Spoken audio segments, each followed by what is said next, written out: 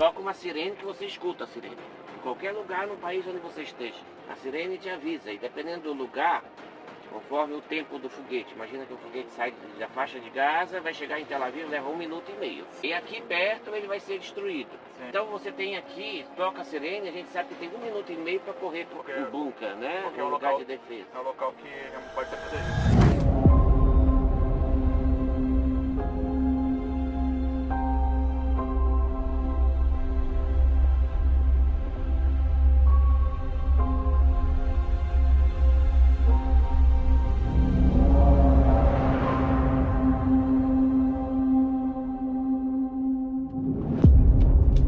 Nesse vídeo eu vou te revelar alguns segredos profundos sobre Jerusalém, e esses segredos muitas pessoas não querem que você saiba.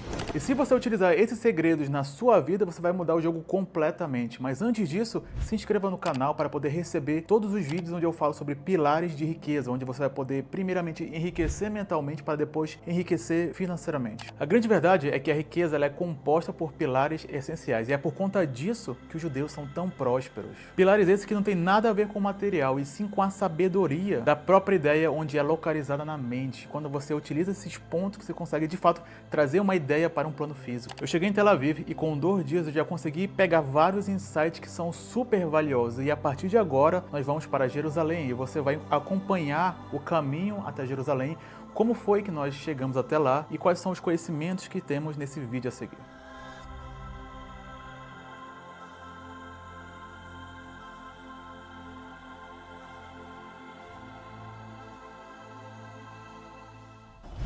Vi fazer um curso de 1 ano aqui dentro da universidade. Eu nunca mais eu passei no vestibular. Castigo toda vez. Aí vim, gostei e não quis mais nem voltar. Pra ele, o que você tá sentindo? Como é que tá a guerra? Não tem guerra aqui. Não, entendeu? Você chega em Tel Aviv. Agora, você vai logicamente para o norte ou para o sul, na faixa de Gaza. Em volta da faixa de Gaza, aí você vai ter que ter certos cuidados. Não que aqui não tenha, mas é que porque o país, a população toda, ela já está acostumada com esse tipo de vida. Então, não é que aqui ninguém está... Com medo. Não afeta mais o espírito, né? Assim. Exato. Ele sabe o que fazer se tiver... Primeiro que o país é todo, digamos, tem uma infraestrutura impressionante para essa questão. Você toca uma sirene que você escuta a sirene. Em qualquer lugar no país onde você esteja. A sirene te avisa e dependendo do lugar, conforme o tempo do foguete. Imagina que o foguete sai da faixa de Gaza, vai chegar em Tel Aviv, leva 1 minuto e meio. Se ultrapassar as defesas, né? Isso, aí 1 e meio vai chegar. Aí aqui perto ele vai ser destruído. Sim. Então você tem aqui, toca a sirene, a gente sabe que tem 1 minuto e meio para correr para o bunker, né? Porque É um local lugar de defesa. É um local que pode ser protegido, né? Agora, se não dá tempo de você chegar no bunker, que tem dentro dos prédios, em qualquer lugar tem, aí você tem toda uma estrutura. Você para o carro, você não pode ficar dentro do carro. Imagina se o negócio cair dentro do carro, em cima do carro, entendeu? Então você tem que sair do carro e ir para a sarjeta, por exemplo, a beirada da coisa, colocar a mão na cabeça e deitar no chão. Pronto.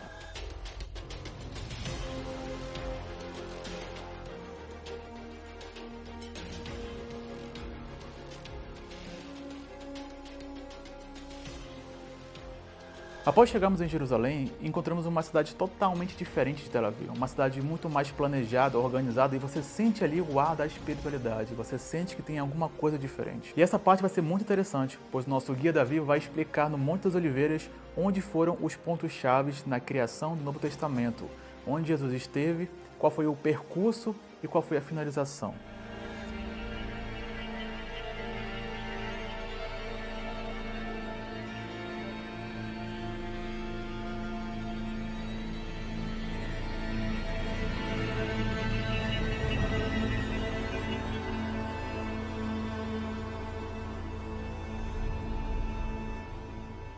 Jesus estava, né, na região da Galileia e aí se aproxima a Páscoa. Páscoa aqui, na realidade, vamos parar para a gente pensar, né, gente? De que Páscoa a gente está falando? Não existia ainda o cristão. Jesus não era ainda o cristão. O cristianismo foi criado depois. Então nós estamos falando da Páscoa judaica. E a Páscoa judaica é um costume você vir para Jerusalém no dia da Páscoa. Então 1 semana antes ele se prepara, ele vem com os apóstolos e vem caminhando aqui por trás, onde está o Rio Jordão, tá?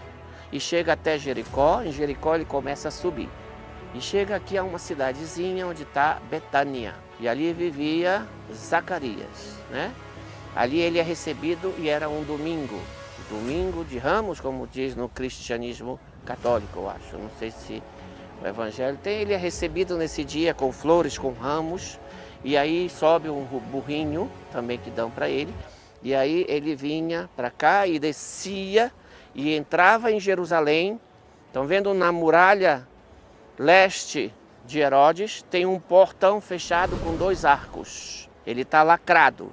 Tem uma porta fechada, que é uma parte mais alta assim, e tem 2 arcos embaixo. Está na frente de um cemitério, aquilo lá é um cemitério muçulmano. Né? Ali estava aberto na época de Jesus e por ali ele entrava e ia até o templo. Só que ele fez isso todos os dias daquela última semana de vida dele, a Semana Santa, digamos. Jesus, quando ele veio esses últimos dias, ele vinha todos os dias lá no templo conversar e discutir, aprender, mas só que agora ele já não é mais um aprendiz, agora ele já sabe. Quando ele era criança, ele aprendia, agora ele já... E tem umas ideias que não batem com a dos sacerdotes. Por exemplo, tem um comércio bem aqui na parte sul do Monte do Templo, onde se vendia coisas ali, ele achava aquilo um absurdo. E aí ele chegava naquele mercado e discutia com os vendedores. Teve um que ele levantou a mesa do cidadão. Não, aqui é um lugar sagrado, olha o templo, a casa de Deus. O que vocês estão fazendo aqui, né? E todos os dias, terminava o dia, ele voltava com os apóstolos e o seu burrinho de volta para Betânia. Dormia em Betânia. Tá? Só que aí, por causa justamente dessa questão de ele estar sempre em atrito, né? Ele vai ficando famoso, digamos assim, até que chega a quinta-feira. E a quinta-feira à noite é a primeira noite da Páscoa, porque ele chegou um pouco antes, lembra? Quinta-feira à noite era a primeira noite da Páscoa. E na primeira noite da Páscoa se faz um jantar muito especial. Jesus disse para os apóstolos, vão até o Monte Sión e ali encontrem um lugar para que a gente possa fazer o nosso seder, o nosso jantar da primeira noite, que ficou conhecida como a última ceia no cristianismo. E aí eles encontram um lugar, e esse lugar hoje é o cenáculo. Vou mostrar para vocês, olha, tem uma estrada. Essa estrada ela sobe, sobe, sobe com zigue-zague até que ela desaparece. Tem um ônibus branco parado ali. Muito bem, atrás do ônibus branco, um pouco à direita, tem 2 torres. Uma cinza, da cúpula cinza, um pouco mais gorda, e uma mais alta. Ali fica o cenáculo. Uma delas ele diz, um de vocês, até que o galo cante pela manhã, me negará 3 vezes. Segunda coisa que ele diz, não que ele diz, acontece. Um dos apóstolos se levanta sem falar nada e vai embora. Era Judas Iscariotes. E a terceira coisa importante aqui, mais para o catolicismo, a questão de que nessa noite se bebe vinho, se come o pão ázimo, se bebe vinho. O vinho para o cristianismo se torna o corpo e o pão ázimo que o judeu come, comemos até ontem, terminou a Páscoa judaica, tá? Que era o feriado que de ontem foi o final, ali surge a Eucaristia, resumindo a questão. Terminado o jantar, nessa quinta-feira, primeira noite da Páscoa, ele não retorna para Betânia. Por quê? Porque ele já sabia que os soldados estavam esperando por ele lá em Betânia. Por causa daquele agito que ele fez a semana toda, já estavam de olho nele. Então ele desce do Monte Sión, ele chega aqui embaixo, tem o Vale de Sidrón, que divide o monte do templo do Monte das Oliveiras. E aqui embaixo, onde está aquele ônibus ali, na frente dele, à direita, tem uma construção que é uma fachada de uma igreja. Aquilo é Getsemane. Ali que é Getsemane. Ali ele vai parar. Ele vai pedir para que 2 apóstolos fiquem atentos, enquanto que ele ia orar. Né? Os 2 parece que dormiram. E ele foi orar, ele se agonia. Né? Digamos assim, falar com Deus. É nesse momento que ele faz a pergunta, Pai, ele diz, né, afasta de mim este cálice. É nesse momento. Mas ao final ele entende que ele terá que ser sacrificado. E aí então Jesus estava ali orando, terminou de orar, aparece Judas Iscariotes, que combinou com os soldados que aquele que lhe desse um beijo é Jesus. Porque os soldados não sabiam quem era este homem, quem era este Nazareno, que estava fazendo todo esse agito na cidade, né? E aí é o beijo de Judas no rosto de Jesus é que vai fazer com que os soldados então o capturem. Ele é preso, um princípio de rebelião que Jesus logo manda parar. Pedro, né, pega uma das espadas do soldado e corta a orelha do soldado, mas Jesus não faça isso, porque esta é a vontade do Pai. E aí ele é levado de Getsemane de volta para o Monte Sião, porque ele vai ser levado para a casa do sumo sacerdote, Caifás. Então ele volta para o local da... Não onde é o cenáculo, mas é a mesma montanha. Se a gente sair de lá das duas igrejas e descer em nossa direção, uma linha reta, passamos a estrada, passamos algumas casas, tem uma mureta e um campo aberto assim, meio que esverdeado, tá vendo? Do lado esquerdo, uma igreja, cúpula cinza. Ali fica a igreja de São Peter in Galli Canto, o que quer dizer São Pedro, o galo cantou. Caifás tem uma espécie de um calabouço, e ali ele ficou a última noite. Quando amanhece de manhã, é interessante que um dos discípulos seguiu ele o tempo todo. Os outros todos já se dispersaram, digamos assim. Mas Pedro, né, que era talvez o mais fiel, segue Jesus, vai passar a noite toda do lado de fora da casa de Caifás. E é ali que durante a noite 3 pessoas se dirigem a ele, né? Um soldado, uma mulher e uma terceira pessoa. Tu não estás com aquele Nazareno que está preso aí? E ele nega as 3 vezes. E na terceira vez, cucurucucu. O galo cantou. Daí o nome da igreja, São Peter, São Pedro, o galo cantou. Assim, aonde é? O motivo pelo qual Jesus foi preso foi por conta de muita muvuca ali, rebelião da cidade. Isso, que ele faz. Aí a polícia foi lá e... Os sacerdotes, é uma questão, digamos, ainda meio que interna ali entre judeu e judeu, mas que agora passa a ser romana, que é a autoridade. É um dia de festa, não vamos esquecer. Ah, nós estamos no primeiro dia da Páscoa, amanheceu, porque o dia para o judaísmo começa ao escurecer. Então ontem à noite foi cenáculo, o jantar, e agora é o primeiro dia. Então Pôncio Pilatos, que era para estar lá em Cesareia de Filipos, Cesareia Marítima, na beira do mar do Mediterrâneo, na cidade que Herodes construiu em homenagem a César Augusto, ele estava aqui em Jerusalém por causa da questão do dia festivo. Jerusalém é uma cidade onde, como o judeu tem por praxe, costume, não é lei, vir em Jerusalém, a Jerusalém no dia da festa, tinha muita gente. E muita gente é problema. E aí Pôncio Pilatos estava ali no pretório. Onde é que fica o pretório? Mais ou menos, porque a gente não consegue ver.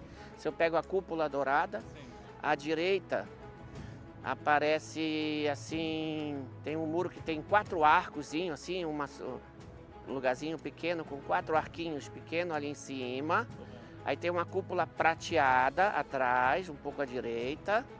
E à direita mais aparece uma torre de um minarete de uma mesquita. Por ali fica o lugar aonde estava Pôncio Pilatos. Jesus chega ali, Pôncio Pilatos quer saber o que está acontecendo, aquele agito todo. E ele então vai perguntar para Jesus: olha, estão dizendo que tu és o Filho de Deus. Tu és o Filho de Deus? E Jesus responde: é tu quem estás dizendo. E depois ele não fala mais nada. Ele vai e leva ele à presença da multidão, né? E aí então é um dia de festa, onde é praxe romana libertar um prisioneiro. E ele então, inclusive para tentar ainda salvar aquele Nazareno, manda buscar o pior de todos os assassinos que ele tem no calabouço, que era Barrabás. E aí ele compara para a multidão: quem vocês querem que eu liberte?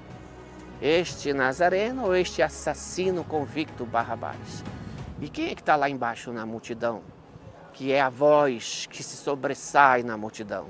Os comerciantes no monte do templo, que ele passou a semana toda, né? Mexendo, olha, com o bolso deles. Ele estava mexendo com a minha parnação, meu sustento. Por isso que dizem que o dinheiro é a raiz dos males? É uma coisa ligada? Sim, talvez. E aí, então, a população atiçada por essas pessoas. Liberte Barrabás, liberte Barrabás. Libertando o criminoso, você está condenando aquele homem, o inocente. Sim. E aí Jesus é condenado. Nesse período, os condenados à morte eram crucificados. E existia um lugar que era fora da cidade, daquela época, aonde se fazia a crucificação dos condenados à morte. E esse lugar, vou mostrar para vocês agora. Se a gente sair do pretório, o minarete, voltar para a cúpula dourada, tá? É onde tem um minarete. Ah, foi ali mesmo então? É lá mesmo. Aqui ele sai, volta para a cúpula dourada e vamos traçar uma linha reta da cúpula dourada, assim, reta não mais para nós, um pouco diagonal, até aquele prédio lá em cima, o mais alto, no meio. Tá? Uma linha reta e um pouco antes do meio, daqui para lá, duas cúpulas cinzas. Ali é a igreja do Santo Sepulcro.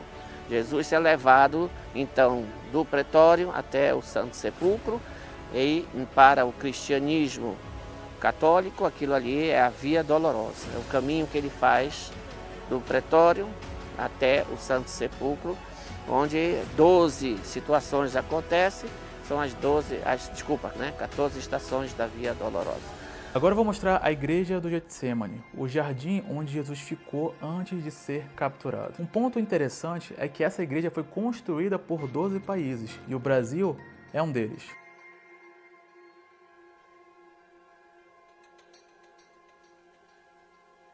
E por conta disso, essa igreja se chama Igreja de Todas as Nações e foi, de fato, construída por 12 países. Agora, um ponto interessante, seria coincidência serem 12 países a mesma quantidade de tribos que formava Israel? Seriam esses países, essas tribos espalhados pelo mundo? Eu vou deixar essa dúvida para você pensar.